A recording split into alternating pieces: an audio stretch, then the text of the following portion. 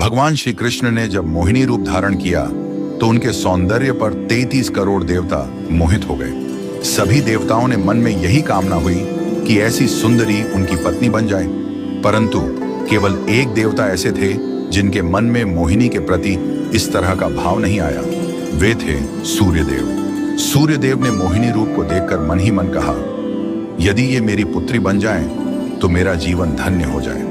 सूर्यदेव की इस भावना को समझकर भगवान श्री कृष्ण ने उनकी ओर कटाक्ष किया और संकेत किया कि उनकी इच्छा पूर्ण होगी। समय बीतने के बाद सूर्यदेव ब्रजभूमि में वृषभानु महाराज के रूप में अवतरित हुए।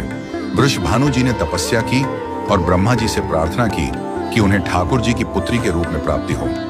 ब्रह्मा जी ने उनकी प्रार्थना को श्री हरि तक पहुंचाया। ठाकुर जी ने विचार किया कि वे नंद यशोदा और देवकी वासुदेव के यहाँ पुत्र के रूप में जन्म लेने वाले हैं, लेकिन प्रेम की स्थापना के लिए एक विशेष अवतार लेना होगा। ठाकुर जी ने अपने रूप को दर्पण में देखा और उस दर्पण में उन्हें ऐसा रूप दिखाई दिया जो स्वयं ठाकुर जी को भी मोहित कर गया। यह रूप ठाकुर जी का ही स्त्री रूप था। उन्होंने इस रूप को स्थिर किया और लक्ष्मी जी के वस्त्रों, आभूषणों और श्रृंगार सामग्री का उपयोग करके इस दिव्य स्वरूप को सजाया।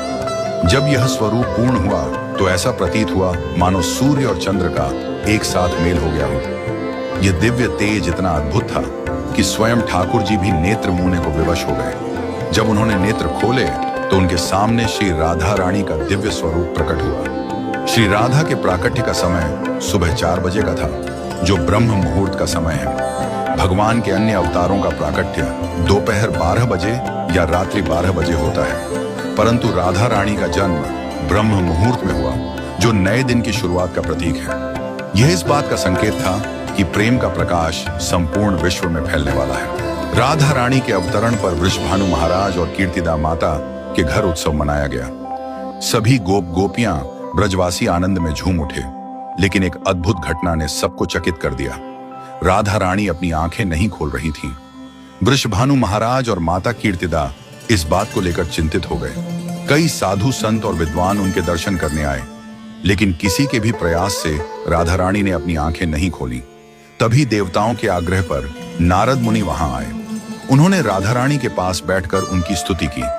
नारद मुनि ने जैसे ही स्तुति गाई, राधा रानी ने पहली बार अपनी दिव्य नेत्रों से नारद मुनि की ओर देखा।